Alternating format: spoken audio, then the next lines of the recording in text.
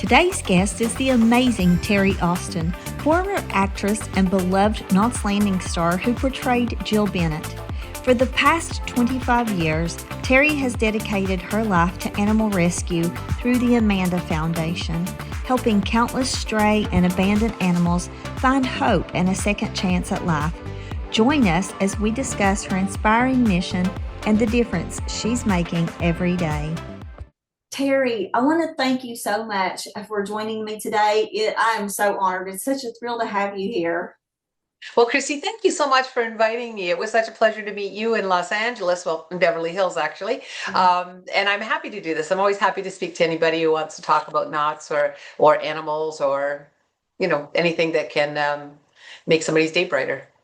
Yeah. So I definitely want to talk about the Amanda Foundation. I do want to touch a little bit on your acting career, but I had seen you on Donna Mills and Michelle Lee's podcast, We're Not Done Yet. And I had no idea that you had been doing animal rescue for decades. I had no idea. Actually, I didn't know what had happened to you because I'm a lifelong Knots Landing fan. Like I call myself a super fan, but I think everybody in our Facebook groups, we all call ourselves super fans. But I watched it since its original run, since I was a little girl, and absolutely loved it. And the Jill Bennett character that you played I loved her at first because she was nice, but boy, she got scary. But anyway, when I saw you on Donna and Michelle's podcast and you talked about the Amanda Foundation, that really touched my heart because my sister and her husband, as I told you when we met, I met you almost 3 weeks ago now at the Amanda Foundation. My sister and her husband for years have done animal rescue. And it's just, she never could have children. And so their animals are their kids. And so to be able to talk about something like this is just, it's a thrill to me. It's an honor and a privilege. Well, thank you. And I really appreciate the opportunity to talk to people because a lot of people just don't understand, well, what is the problem? Why do we have so many animals in animal shelters? And the public perception of most animals that are in the shelter, when I say animals, I mean dogs and cats. Sometimes there's other critters there as well, but it's predominantly dogs and cats.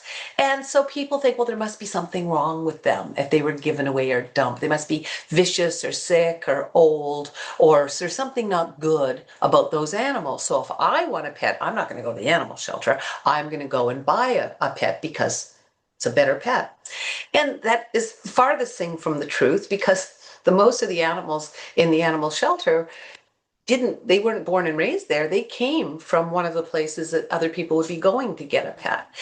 The problem that we have is that we don't value, I shouldn't say we don't.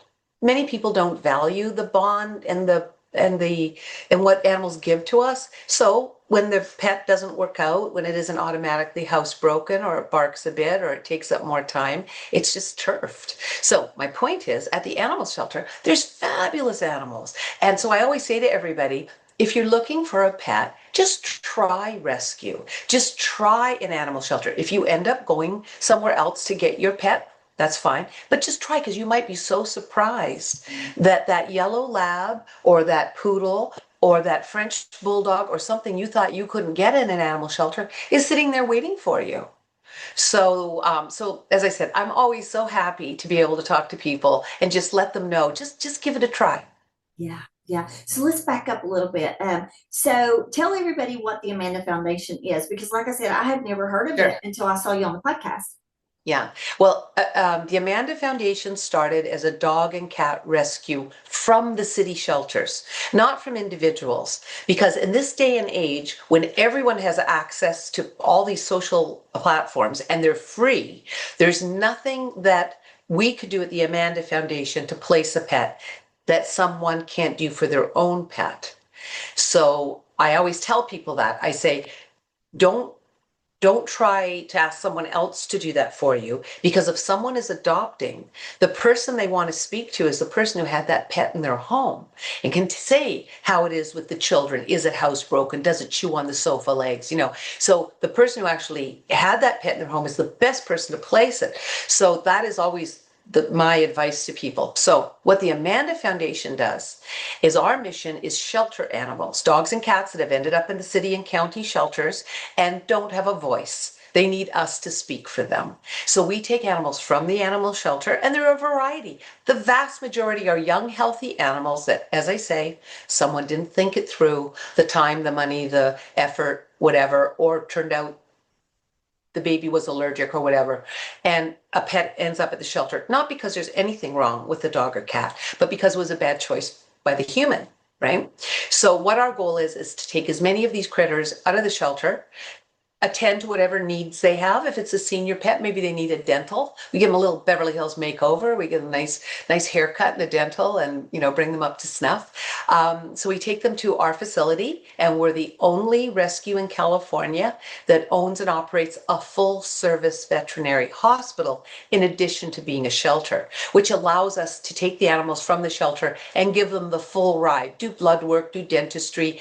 We do take a higher number of ill or injured or abused animals because we have a facility to give them the time to recover from whatever it is that is their issue. But as I say, the vast majority of the animals at the shelter are just, it's a halfway point onto their new home.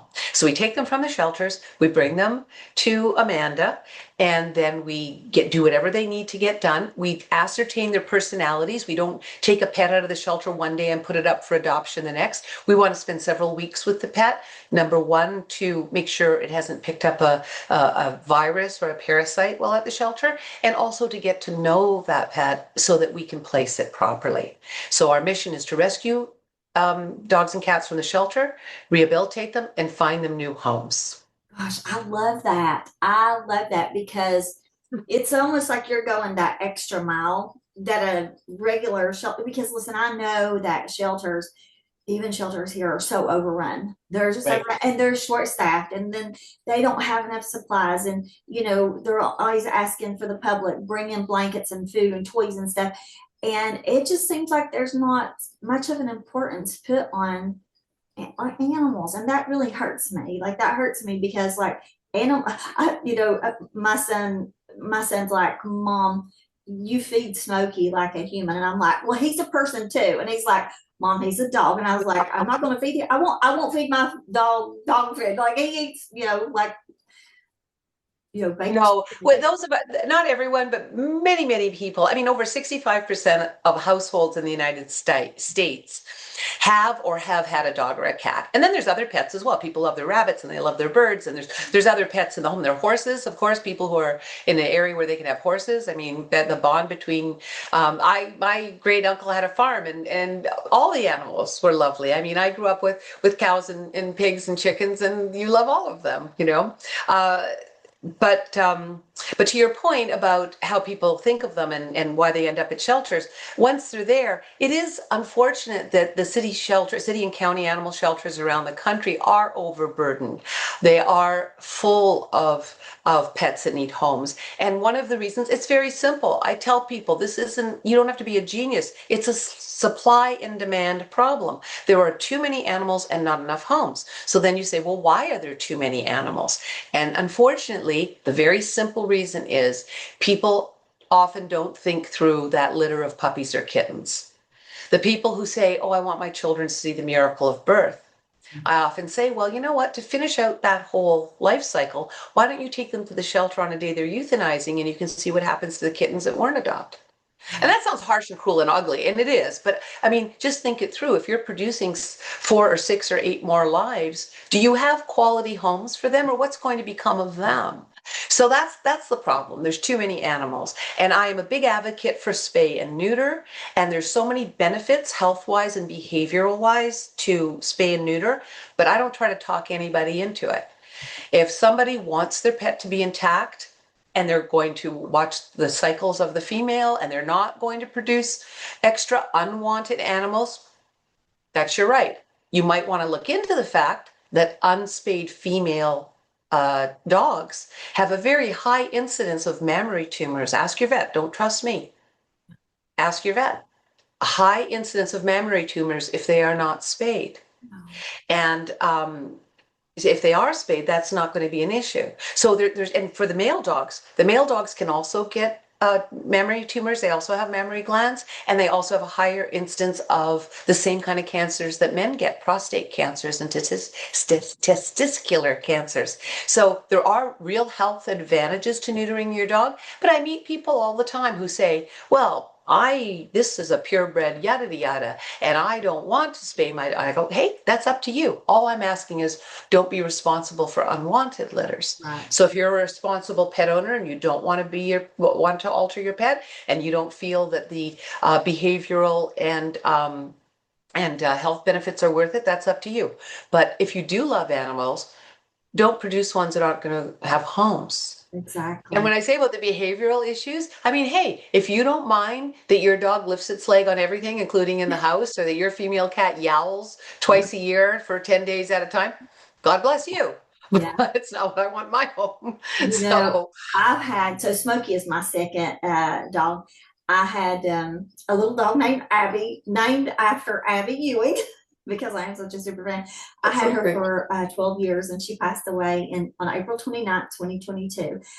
My heart was, my world was shattered. She was with me in 2020. I had stage 3 breast cancer, and I went through treatment for over a year. And that little dog was, listen, for people who don't have animals, they won't understand, but you'll probably understand. That little dog, she knew what I was feeling. She knew when I was sick. I would lay down, she would lay on my chest and just stare at me. Like, that little dog really got me through breast cancer. And then she passed Yeah. away. And then, it was like in 2023, I was like, I've got, at first I was like, I'm not going to have another dog. It hurt me. And I was like, I can't get that close.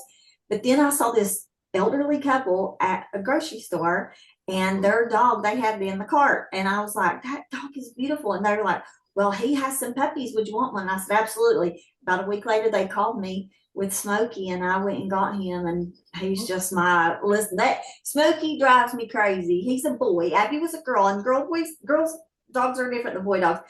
And me and him, we kind of clash sometimes, but I love him and he loves me. And it's just, yeah. But I've had both of them fixed. I call it fixed. And I tell you what, his behavior got 90% better after he got fixed, because he was a little terror at first. Well, I tell people, I say sometimes people are one of the reasons they're afraid to neuter their dogs is they think the personality will change. And I tell people, it's not a lobotomy, it's the other end of the dog. But what it does do is it takes down the testosterone. And so the male dogs, and in the female dogs, the estrogen. And so it keeps them from being a little bit more excitable. Okay. It doesn't mean they're not going to bark at a stranger. They're still going to be good guard dogs. That comes from their brain. That person isn't my family. I'm going to bark at them. That has nothing to do with their sex organs. Okay. So the dog is still going to be a good guard dog and all that. But what they're not going to be is reactive to other dogs that aren't altered. They're not going to want to roam the streets and find a mate. Like, a lot of times when people's animals get out of the yard, they say, oh, I came home and the gate was open, or they went over the fence, or they went under the fence, they dug under. And I tell people, I say, well, when a male dog smells a female in heat, they're going to go try to find that female. And don't think your dog can't smell a female in heat a block away or 2 blocks away.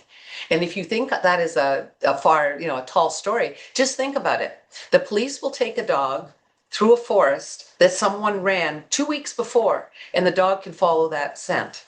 So if you don't think your dog can smell a female in heat 2 blocks away, you are wrong. Yeah. And it just drives them nuts if they're intact, because every biological switch has been to find that female. And that's what we tell people. Like, a lot of times dogs that end up getting hit by a car or lost or attacked by other dogs or whatever, it's because they weren't in the safety of their own home. And the only reason they left, they didn't run away.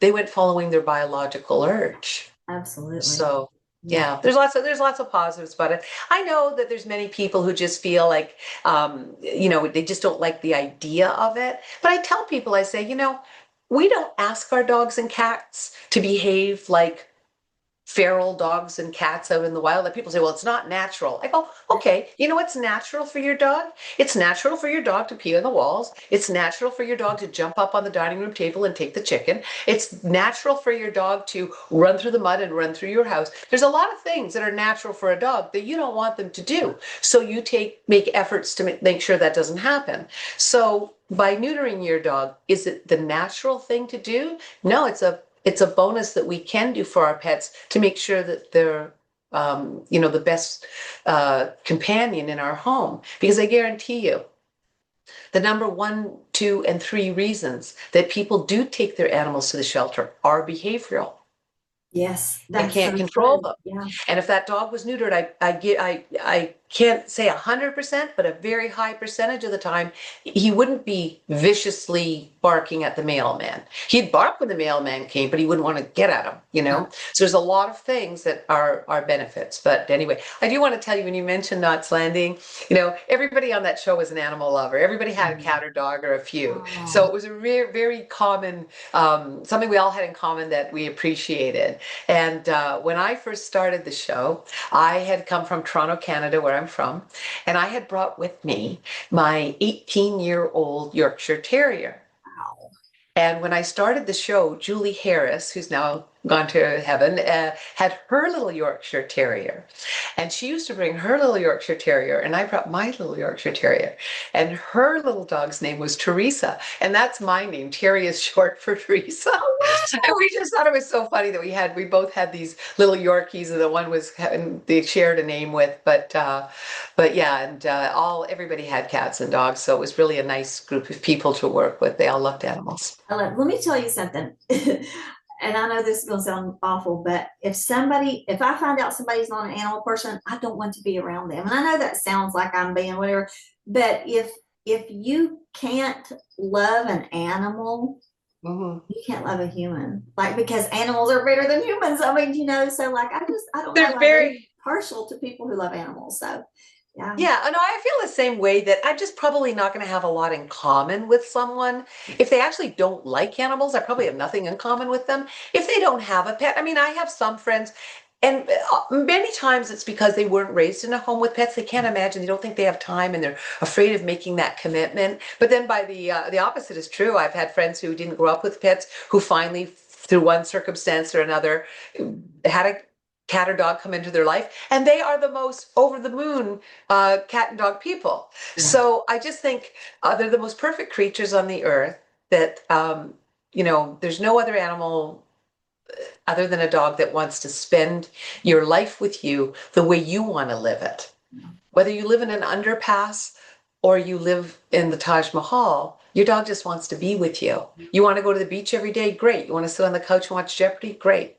I mean, they just are so happy just to be with you. Yeah. And I've always thought that there's a reason that dog spelt backward is God, because I figure those creatures were put on the earth so that every single human, no matter how attractive a personality that human was, that there would be some creature on the earth that would love them. Yeah. Because a dog will love you no matter who you are. I thought about that the other day. I looked at Smokey. Smokey wants to be, when I say, because the other day I was like, dude, we're going to have to cut the cord, because like he just wants to be with me. But I'm all he's ever known since he was 6 weeks old. And so when I was out in Beverly Hills for 4 days, it rocked his world. My son was here watching him for me. My son lives in Florida. So he came to watch him for me. And when I got back, little Smokey had just been, I was just like, I don't know what, I'm supposed to come back at the end of the month. And so I'm like, I don't know what I'll do. But, he just lays next to me on the couch. And the other day I looked at him and I was like, Smokey, you love me no matter how weird I am. If I don't take a bath, or if I don't shower for a whole day, or brush my hair for a whole day, he still loves me. Yes, he doesn't of course. care. He's like, well, and I will tell you this, that dog, and I put it on Knots Landing every day. It's my comfort show. And there's like studies have been done why we watch the same things over and over. It's just, brings comfort. Anyway, so I have it on in the background all day, every day, somewhere, even my phone, my laptop, my right. Whatever.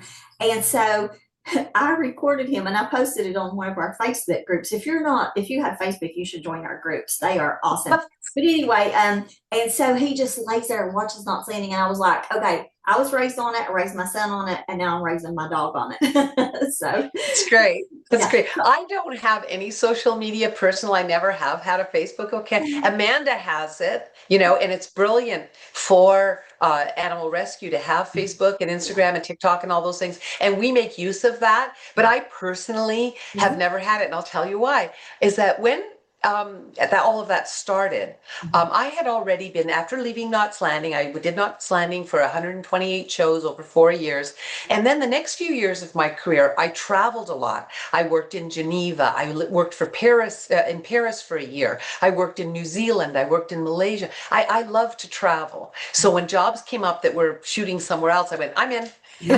So, and I met people all these different places. And one of the reasons I like to travel with work is that when you work somewhere, you don't see it as a tourist. You meet the people who live there. You end up going to somebody's baby's baptism, and you go to somebody's wedding, and everybody takes you to the restaurant they like the best. And so you really get a feel of where you are.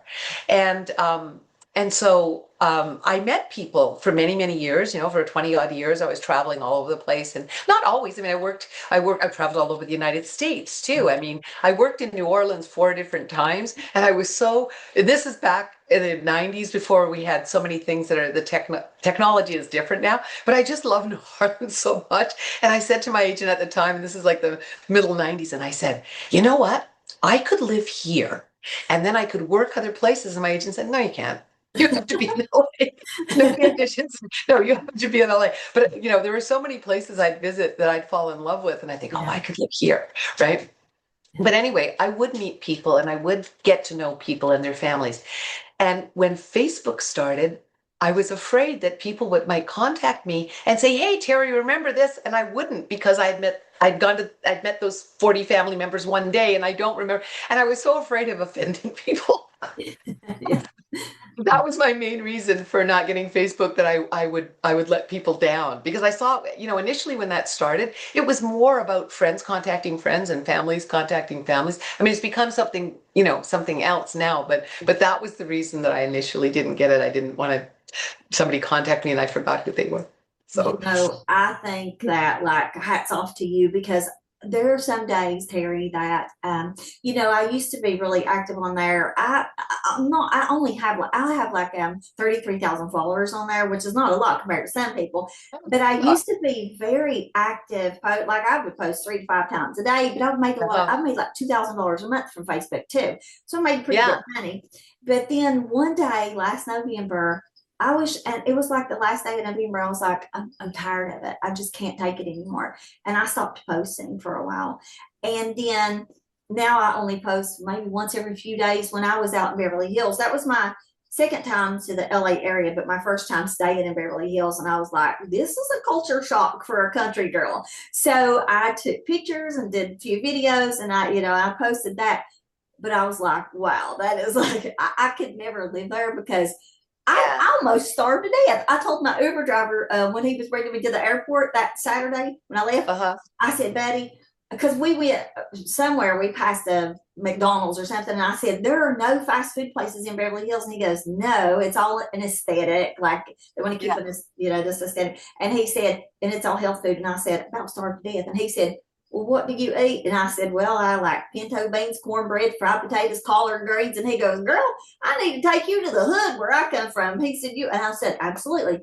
So I grew up on Southern food, and all they have there is like, I don't even know what hummus is, but every restaurant I went to had hummus. I'm like, I don't even know what that is. So it was a culture shock for me, for sure. Oh yeah, and there's so many good restaurants in Los Angeles, and such a variety, because there are people from all over the world, and so you can get really good restaurants, because it's not so long ago that the people came, so the food is very authentic. And in South Los Angeles, there are a number of places that have Southern roots, and you can get the foods you mentioned. Oh, wow. And it's pretty good. Yeah, I didn't leave Beverly Hills. I mean, I went to Santa Monica one day because I do want to mention this, and I do want to get back to the Amanda Foundation, but I will tell you this. So I don't know if Donna or Michelle, Donna, she has mentioned it 3 times on her podcast. I don't know if she mentioned it the day you were on there, but last August in Dallas at the South Fork Experience, I went because my producer, Adam, works with the people who put on all those autograph shows. So he's been with them for like 32 years.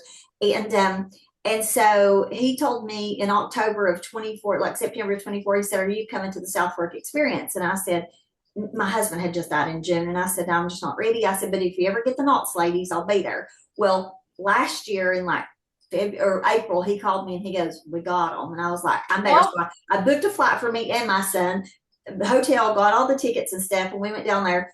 But before I went, so it was 4 months until then. And before I went, I wrote a treatment for a Knots Landing reboot. A huge treatment. And I was like, I'm going to print this out, give it to all 3 ladies. And I took I have a children's book series about anti-bullying and all this. So I took them each a set of my books and I gave it to them and explained, what I was doing. So Donna has talked about it 3 times on the podcast. And she's like, so she's been asking these stars, would you be interested in coming back? Even Alec Baldwin said yes. And I was like, his character died. Like he fell off a roof and died. But anyway. There's always a way to come back. Yeah. So everybody has a twin or a triplet somewhere. Exactly. Yeah. So that's what I thought. So before I came out there, I was like, because I'm a person who, I think if I don't take my shot, I'll regret it. If I don't take it, I'm going to kick myself. Yeah, absolutely. And so I expanded the treatment.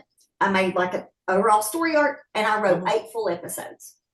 Wow. I printed them out. I put them in the middle of the envelope and I took an Uber to Santa Monica to Skydance Media, who bought, Warner Brothers and CNN and all that. And and I went right up to the door and I said, can I bring this? So anyway, they brought out several people and he was like, I need a picture of your driver's license. I need a picture of the envelope or what's in it. So it's in their hands now. So I'm just, that's what happens. That is what Los Angeles is all about. It's taking the initiative. People come from all over the world because they want to get into this business, and that's, you have to take the initiative. You have to make your own luck. Well, it's only for Knots Landing. I've never wanted to be an actress, or I've never wanted to do anything.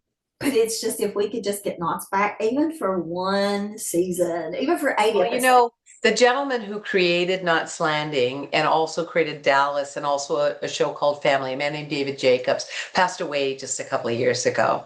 And David would have been, I think at this point in time, I think he probably would have been very up for that and would have been the person that could definitely get that done.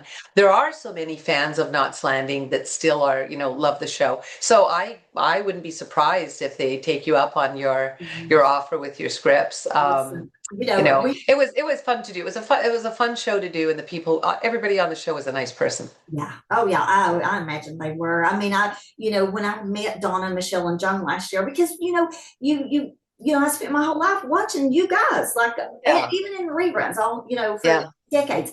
And so, when you meet these people, I don't know how they were going to act. They were so sweet. Yeah, they're all very nice people. And you think that, Abby played this, a true villain and a, conniving sort of person, all that sort of stuff. And Joan's character was, so sweet and good. And the 3 women are such bright, funny, strong personalities that those were their roles that they were acting, but that they themselves are really dynamic people. And I'm glad you got to meet them because they're fun. They're fun. Yeah, they're fun. So let me tell you, I don't know if I told you this or not, but how it came to be that I came into the Amanda Foundation when I saw you on their podcast. And, you talked about the foundation. You said we're in Beverly Hills. I was like, I got a trip. I'm in Beverly Hills. I'm going to, And I was like, and I literally put it in my phone on my notes. Right. Find the Amanda Foundation. Go ask Teri to be on your show. And I was like, okay, I'm either really brave or really stupid because I take chances. And I'm like, I haven't figured it out yet if I'm stupid or brave, but I'll just do it. And so that was like my little vision board in my notes. And so when I got there, it was after I went to Santa Monica that day. When I got back to my hotel, I grabbed a bottle of water, put it in my backpack, and I put it on my Google Maps, and I walked over and I think it took me like 15 minutes to walk. And I got there, I stopped outside, took a drink of water, opened the door, and honestly, I didn't think it would be there. I figured I'd leave a card and ask you. But when you turned around and said, can I help you? I was, listen, I will say this, because Tanya's sister, Jamie, Tanya Crow, me and Jamie are really good friends. And Jamie had been texting me the whole time I was in there with you. So when I got back to my hotel, I called her and I said, Jamie, when she spun around, I was like, oh my God, I'm in the room with Jill Bennett. Well, that's fun. I'm glad that was fun for you. I am at the Amanda Foundation a lot. I also do a lot of advocacy down at City Hall, because the city is, runs the animal shelter, so we work a lot with them. And the building you were in, that building is 102 years old. And as I was telling you at the time, at the end of this year, we'll be tearing it down and building a new building. And the reason I mention that, partially is because if anybody out there wants their name on a building, call me because we're looking for funding for the building. But our reason, beyond the fact that the building is 102 and is falling apart, is that I want to build an animal shelter that is a template for how animal shelters can be across the country. Most people, when you ask them, oh, have you ever been to the dog pound? Or have you ever been to an animal shelter? Most people will say, oh, it was so sad. The dogs were unhappy. The people were unhappy. It was smelly. It was dirty. Oh, it was a horrible experience. I'll never go back. Well, if we've got several million dogs and cats waiting at animal shelters to be adopted, and the average person thinks that this is a horrible experience, how do you convince people to even go there and take a look? Now, having said that, I will tell you, I do not fault the public animal shelters. They are trying to mop up what the general public has given them. They're not breeding those animals. They're not dumping their pet because the new boyfriend doesn't like it. They're having to deal with a societal problem. And I think most shelters across the country do a very good job with an impossible task. So I in no way want to denigrate what is done in our public and city-run animal shelters. But a lot of people don't know that most cities have a situation where if you're going to build something for the city, you put in a bid to build that, and the cities and counties are mandated to take the lowest bid that meets the minimum requirements. So you always get buildings that are mediocre buildings. They don't have the best sound mitigation. They don't have the best drainage. They don't have the best natural light or cross filtration. And as a result, you end up with cramped buildings that are smelly and look dirty, because it's very hard to have hundreds of animals in a shelter and keep it clean. Now, there's some examples of smaller communities that maybe have a very manageable amount of animals, and I get pictures, oh, look at our shelter, and that's great. But in some of the larger cities, when you're dealing with hundreds and hundreds of animals, it's a near impossible task. So the building that we're building is a very unique design in that the dogs and cats don't face each other. Well, the cats are in community rooms because they like to cohabit that way. But the dogs are not facing each other. All the runs do not face another dog. And there's several exits to the building, so no dog has to walk by several other dogs to get in and out. Because if you think of most kennels, for those of you who have been in a kennel, it's usually a situation where there's a gauntlet of cages facing each other, and the last dog has to walk by all the others to get out for a walk and then back. And so if you have many animals and all day long they're leaving their cages and walking back, it creates so much anxiety and stress for the pets. And stress will make animals sick the same way it'll make people sick. And it brings out the worst in animals the way it brings out the worst in people. So what we need in animal shelters is something that reduces the stress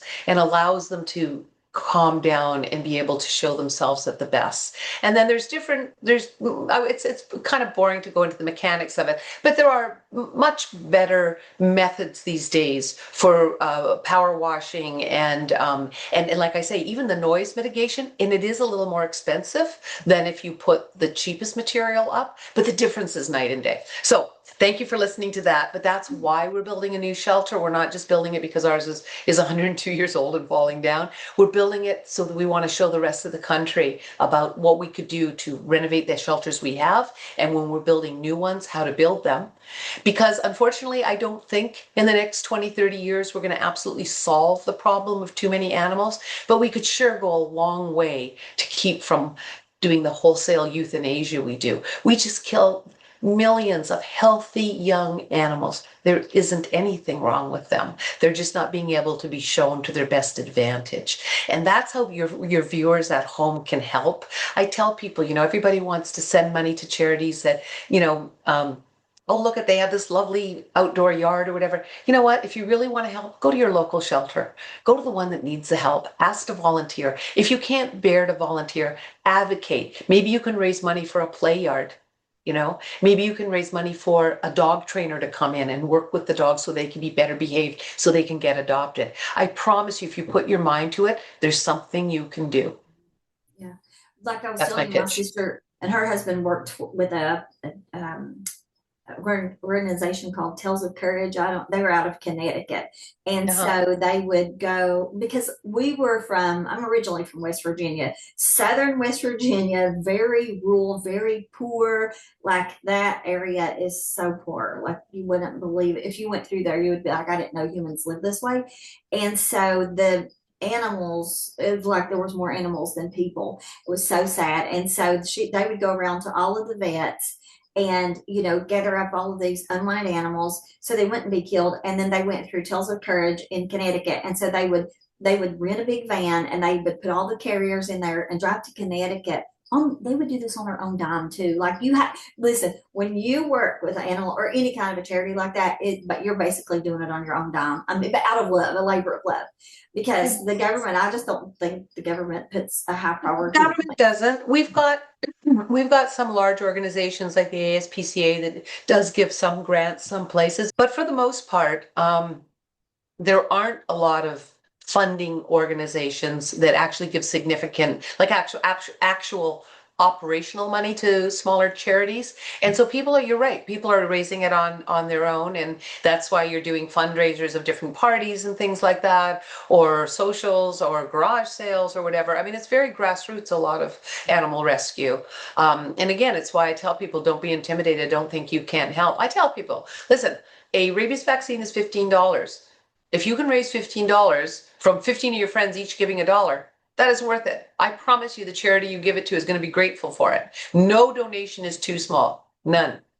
So I love that. So you said, and I love, like you showed me the building, and it's like, it's outstanding. Like, I mean, it's not fancy. It's just really pragmatic. yeah, it's practical. Yeah. Practical. And Yeah. so, like, I'm not going to ask you how much you need or anything, but if people want to donate, I'll tell you, we need $7 million. Okay. So I'm not shy about it, Christy. We need to raise money. I keep telling people, if you want this building to be the Betsy Anderson Home of the Amanda Foundation, I can do that for you. yeah. And the building will, all kidding aside, I do intend, once the building is built, to advocate once you have a pilot project or an example to show people and say, look, we have a beautiful shelter that's not only in a residential area, it's in one of the most affluent residential areas in the country.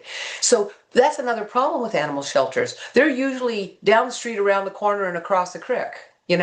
And getting people to go there, So this is why animal shelters should be more part of the community. And they shouldn't just be animal shelters. They should offer dog training. They should have a veterinarian. They should have a groomers. They should have other reasons why people are going to come to that facility. And when it becomes a community asset and not the dog pound, then you get more people in the door. And I promise you, you walk in, you lock eyes with that puppy or kitten or that mature dog or cat, and that's love. It's real love. So that's my whole goal, is to change the perception of animal shelters and how we think of them and where they are and how they're run. We're going to put your links on the screen. So if anybody, I mean, is there an amount that's too small? What if somebody says, I have $10? Oh, no, there is not. No, I promise you, it's not. There isn't. And I will tell you, most nonprofits that you speak to, unless it's like something like the Red Cross, which is international and does get some public funding and whatever. But most charities will tell you the average donation for most small charities is $25 to $35. It's not hundreds of dollars. And I always think that's so amazing that people would think that their gift was not worthy or something. I think, oh no, please, don't ever think that. Yeah, because every dollar adds to a dollar, adds to a dollar, and before you know it. And if someone has, through their good fortune of their life or their own hard work, they're in a position to, do some sort of a legacy donation, that's wonderful. Everybody does what they can, or we hope everybody will do what they can. Yeah, I'm hoping that my viewers will, because I have a lot of people who are good-hearted people, just good-hearted people. And whenever I do a show on stuff like this, they're like, how can I help? How can I get involved? Yep. And so, yeah, I'm hoping that you see some donations trickle in after this show. Well, So, we are much appreciative. yeah. And by the same token, I say to everybody, do act locally. I promise you, any issue we have in our life, it exists in your hometown. So, reach out there and see. And if you don't have a local shelter, or the one you have is already in great shape because they have a wonderful benefactor, then, and you want to go beyond your own hometown, then believe me, we are happy to have your donation. I think But I wouldn't want to be one of those groups that, in any way overshadows, excuse me, in any way overshadows the good efforts being done locally. Yeah, but I think that it's very important to get the building built so that you can be like the template for other people to use. Because once, like you said, once you get the first one built, and then people see how much better it is, like I think that will inspire other people to do it too. So, sometimes, yeah, I just really hope that this happens. I hope it happens soon Thank for you. you. I really do. So yeah. But and I just love what you're doing, and because I love shelter animals too, and it just touched me. But yeah, that's why I wanted to have you on basically, and also because Thank you, I did love Christy. Knots Landing, and I did love Jill. I had a love hate relationship with Jill Bennett. Like I have posted in the groups. We have like 8 Knots Landing groups on Facebook, and I'm a part of all of them. And people are, we'll say who was the worst villain, and then you name out all the villains on Knots, and Jill's always number one. Can you believe? So I did have people when I posted, and I posted your picture yesterday, and I said Teri Austin's going to be on my show. I usually don't post until afterwards because if something happens with Zoom and it doesn't work, and I don't want to get people excited. But I did put that on there. And the number one thing that people wanted me to ask you to say is this. Oh, poor Val. Love that.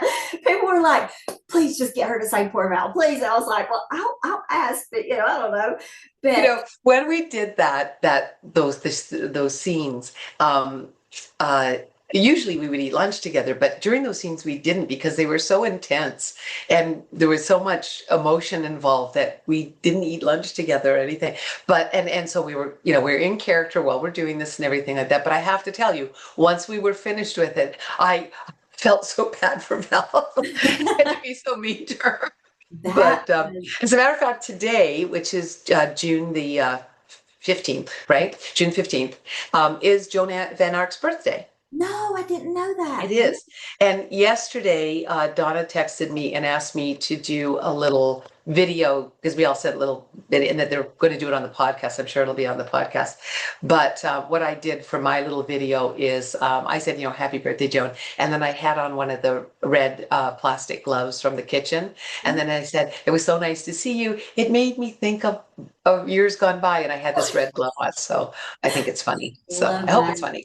Yeah, I love that. And then, of course, and I had heard on Donna's podcast, you had actually asked for the whole suicide storyline because let me tell you, that was wild because that was the last middle finger to Gary, Gary was like that speech he gives, he was like, love you. I can't love you because I can't stop hating you. I hate the way you chew. I hate the way you breathe. And so you were like, okay, one last middle finger to you by having him framed for your murder. And that was brilliant. Well, David Jacobs, the writer of the show, he really was a very fine writer. And he was a big fan of movies from the 30s and 40s.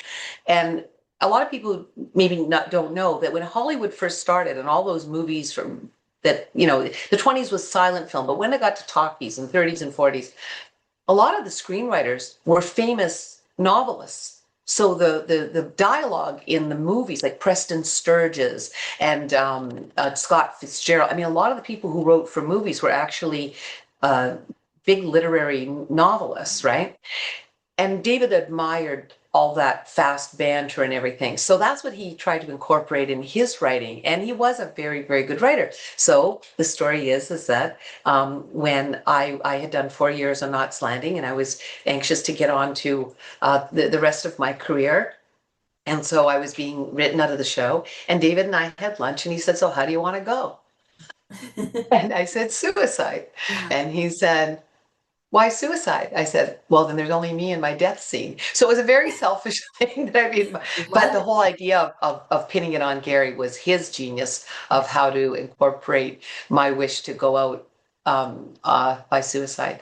And then as it turned out, that whole season was sort of a takeoff on Agatha Christie's 10 Little Indians, where you have a murder that every character could have done. So it was a lot of fun. It was a great joy to work on the show. I was very, very, very fortunate. If you watch the show, from what, if you're like, I have, like, I've written, not, it's not about me, but I've written 9 books. And so I love that side of the creative side. Like, I love to write. So if you, because you have to know how to write things that compel people to read, like to stay invested in your story. And so, not slating, if you'll watch, like, I saw a scene the other day of a character who was actually confronted by somebody, and she literally backed into the corner. And I'm like, if you know how to look for that, you'll see those subtle things. And I wonder if, like, the director said, like, okay, slowly back into the corner, because if you don't know how to recognize it, you'll just watch it. But I was like, that character is literally backing herself into a corner by this person who's confronting her, and it's brilliant. I love that. Yeah. Well, David was very much like that. Often there were stage directions like that, but on Not Slanting, the actors on Not Slanting, I mean, I'm trying to think of anybody who didn't have theater training. I mean, everybody was a classically trained actor, and so the actors brought things to the scripts, and of course the directors as well. So it was very collaborative, but I'll say that the bones of what was there was what David wrote. And we were lucky that they had respect enough for the actors to allow you to contribute. But we really started with a very good base because he was such a good writer. I love that. Listen, it's my, when I was on my way, I was in the Uber, I was on my way to Skydance Media, and I held up the middle envelope and took a selfie, and I posted it on my Facebook, and I said, "This is the last dream I'm chasing." Oh, I was like, I hope, because the way I end every show, and my tagline for years has been, remember to always dream big, because big dreams do come true. And I've always believed that. And in my life, I've just been, I could sit and tell you a lot of things that, I've been blessed to do, that the average person, because like I said, I don't know if I'm stupid or brave, but if I feel like I want to do something, the worst thing you could have told me that day was, no, I'm sorry, I don't want to be on the show. And no never killed me. Like, saying no to me, I've never died from it. So I'm like, I'm just going to take my shot. And if she says no, but so I would, like, the ultimate dream in my life would be if somebody called me up and said, hey, we love this, because I also got it copyrighted through the United States Copyright Office, the whole treatment. And so if somebody called me up, I would be like, this is I must be dying because my last dream has come true. But if this were to happen, would you be interested in reprising your role? Not maybe as Jill, because, she died, but as, maybe a long lost twin sister or something. An opportunity to work with that group of people again, I would always be happy to do that. That would if someone else wanted to do it and it would be like me in it, and then it was something recreated, I don't think that would be of interest at all. But to work with them again would be lovely. Oh yeah. I mean, Donna and Michelle, they're like, oh heck yeah. And she told me, she was like, I can't make this happen. She said, I have no control over it. And I was like, okay, I just wanted to get it in somebody's hands. I just wanted somebody to see it, because for me, having somebody that was in it to hold it and to read it, and she read it, because I saw her the next day at her table, and she said, Christy, I read that and it's really good. That's and so great. And see, that is Donna. She's a really down to earth, very nice person. And so Tanya, of course, Tanya's on board. So, me and Tanya, I started out being friends with her sister, Jamie. And I never mentioned Tanya, because I never want people to think I'm their friend to try to get to somebody else. So I never mentioned Tanya at all. So me and Jamie were friends for months. And then one day she goes, would you want Tanya to be on your show? And I went, absolutely. But I wouldn't ask, because I didn't want Jamie to think I was using her, because I would never use her. I get it. And so, and then I said, I'll come out there. So I flew to San Diego at the end of February, and that's where Jamie lives. Tanya drove down from LA, and I interviewed her at Jamie's house. We spent the whole day together. Oh, fun. And so they FaceTime me. Me and Jamie talk every day. And Mhm. then I was had lunch the day before I came and seen you. We all had lunch together at the California Pizza Kitchen, Nice. and we went to the cul-de-sac. I've always wanted to do that, so they took me over Yeah, there. That was the first time Tanya had been back in 36 years, I think. sure. And Yeah. so we did a lot of videos and reels. She has a fan page. Company runs a fan page for her, and so Mhm. we did a lot of reels and videos and pictures for them. And yeah, so I would love to when I come back. Maybe me and you and Tanya and Jamie could all go to lunch. That would be lovely. I'd love to do it. About just a couple of years ago, I was driving out in the West Valley of Los Angeles. Los Angeles is very geographically large, Yeah. and I was driving out, and I went by where the Ewing Ranch, the front of the building, like where we shot all the Ewing Ranch stuff, was there, and it's pretty funny. Yeah. It was interesting to see it after all these years. Oh, yeah. Have you been back to the cul-de-sac at all? No, I Oh, haven't. I yeah. haven't because Jill didn't really live there. Jill lived Yeah, in but she went. hotels. She went to Val's house. Yeah, she did go to Val's house quite famously. Yeah, Yeah. but that was interiors. Oh, You didn't so see you me didn't drive film up to it or outside? anything. Oh, So I okay. never had, I never did a scene where I was on the cul-de-sac. Because a lot of people, if they don't know how television is shot, very often the outdoor location is just that. And then as soon as somebody walks through a door, Yeah. cut, and then what you're seeing is on a set, right? Yeah. So And I will tell you, I guess that's true because we only saw you close up at the door. We didn't see you pull up. So you probably, yeah. Because I yeah, was going to I say, never went to the if cul-de-sac. if we all go to lunch, we could head over to Granada Hills and Sure, cul-de-sac, sure. because There's a lot also, of there's a lot of houses that have been used in Los Angeles that are iconic. Like the Brady Bunch house is not too far from where I live, and it just got designated as a historic monument last month, so it can never be torn down. And everybody knows that house. So, I was and going to that's do. a house that they actually did shoot a little bit on the inside of as well. But the anyway, yeah, it's Los Angeles. It's full of stuff like Oh that. yeah, I was going to do that Brady experience, but I just didn't have time. I Uh-huh. ran out of time. I Yeah. was going to take the whole day and just do it. I think it's like 2 or 3 hours, but I ran Right. out Yeah. of time. And I was like, I got to. Which I don't know if you know any of the actors from Dallas. Kathy Podwell, she played Callie. No, I didn't know as many of the people from Dallas, even though we shot on the same studio set. I'm just trying to think of who. I mean, over the years I met. In the years at the time I was doing the show, the people who were on Dallas, I did meet them and was a nodding acquaintance. But when you work on a television show, you're pretty busy the whole time, so it's not as if you just have hours and hours to hang out Yeah, across the lot, which yeah. was huge at the time. But I will tell you something. I hope this is interesting for the people who are watching. Um, my favorite movie of all time is The Wizard of Oz. I think it's the Really? perfect parable that, you always think that the grass is greener somewhere else. Mhm. And in fact, your own home is where you want to be. And so I love The Wizard of Oz. And of course, Toto is the hero of the piece, right? And so I always loved The Wizard of Oz. And the first week I was on the set of Knots Landing, which is shot on the studio lot, is now called Sony. But at the time I was working on Knots Landing, it was still owned by MGM. And when you drove up to the studio, there was a big lion and a marquee that had all the lights, the old light bulbs, like left over from the 40s. And that was what was on top of the studio. As you drove up, you saw the big lion with all the lights. And so the first week I was working there, we were on stage, I believe it was stage 24 and 25 or 25 and 26. They were giant sound stages that the wall between the two stages could be open so that it could be even like as big as it existed in Hollywood. And Knots Landing had so many sets because of all the different homes had their bedroom and their kitchen and their living room. It had so many that it needed two big sound stages, right?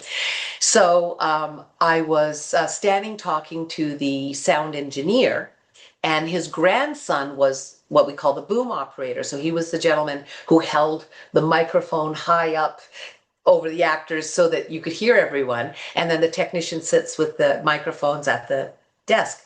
And that was his grandson. So we started talking about old Hollywood. And this gentleman had Bill Williman, had been working, at MGM for many, many, many, many, many, many years. And so we started talking at different movies that he had worked on. And he was just famous, all these famous, famous movies. And I said, oh, well, my favorite movie of all time is The Wizard of Oz.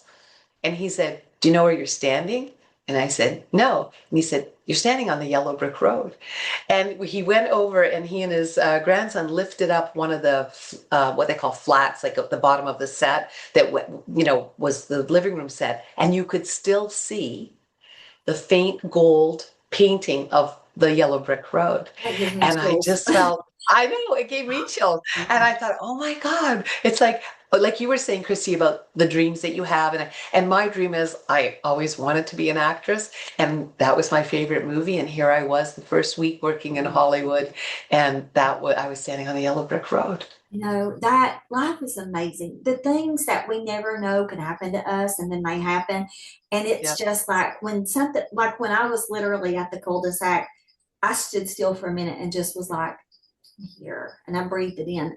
How, like, for you to see the yellow brick road under your feet, you were literally No. on it. I mean, that just gave me chills. I can't imagine how you felt. That Oh, I would have probably broke down and cried. no, it was very, very emotional. And and there's so many things. And that's the thing. There's so much history here when it comes to, I mean, if you're talking about, and there's other parts of the United States that have far older history back to the 1600s. And of course, California has that with indigenous people back thousands of years. But the history of Los Angeles, 1863 is when the city was founded. So it's not that old a city really in comparison. But the history of film and television, most of the innovative and the important parts, it came from here. So, and I'm a big history buff. So, and over the years, like aside from Knots Landing, when I did guest star spots on different shows, I mean, I got to work with Andy Griffith in North Carolina 3 times, because I did 3 different Matlocks, and he was lovely, and to sit and talk to him, and I knew his history. And at the time, he was a more senior gentleman, and not everybody on the set knew that as a young man, he had been this very prominent movie star and a very, Face in the Crowd is a huge movie. And I did know that. And so he thought that was great.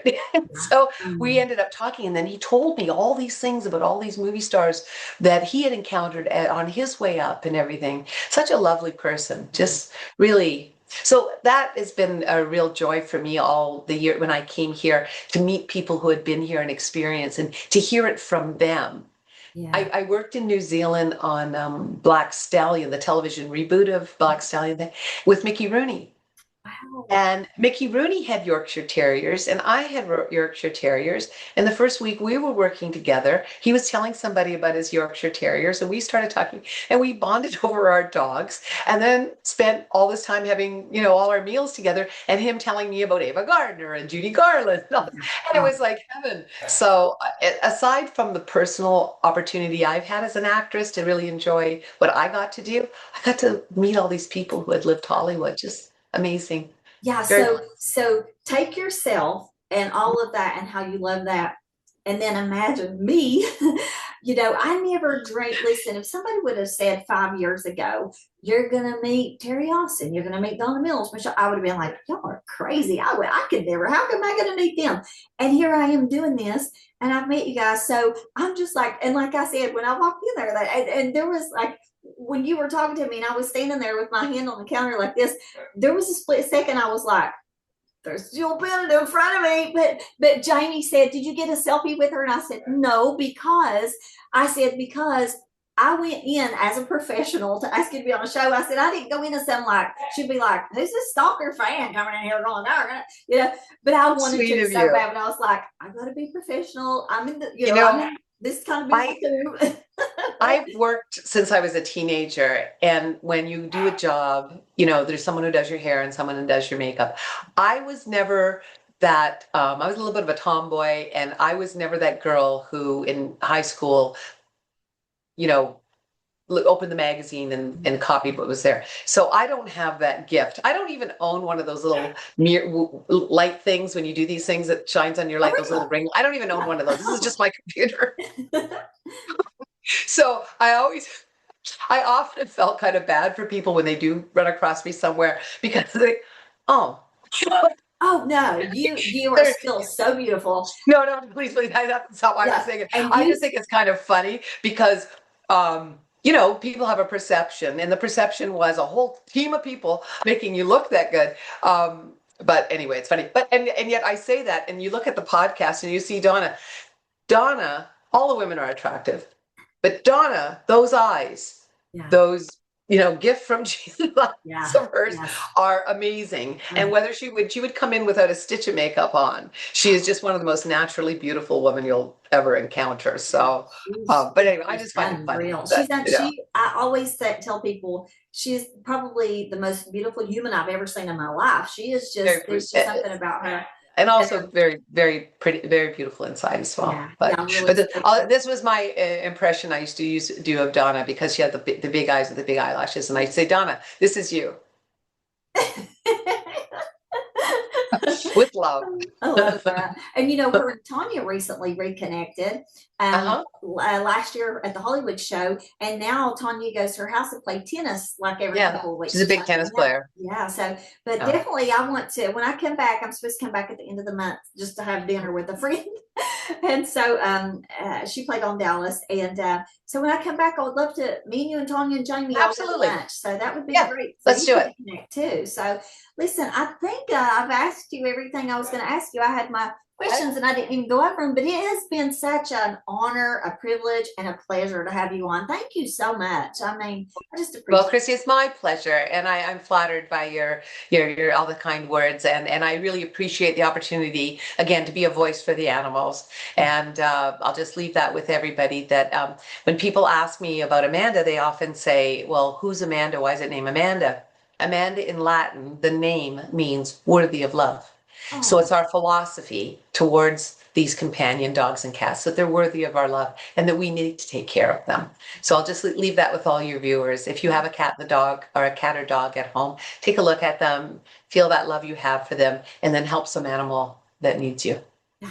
Oh, that makes me cry. It makes me think of my little Smokey. Thank you for that. I really My appreciate pleasure. it. And, it's been a pleasure. Yeah, thank you so much. So, Okay. See you next time you're in LA. yeah. So hold tight just a second. Thank you guys for watching. I know you have loved this interview with Teri Austin. I mean, the unforgettable Jill Bennett, right? And now, for the last 30 years, an animal activist who has dedicated her life to taking care of animals and just making sure that they live good lives. And we will have all of the links on the screen for you if you want to donate, if you want to give $1 or $1 million or anywhere in between. And yeah, tune in again next week for another great guest. And remember to always dream big because big dreams do come true.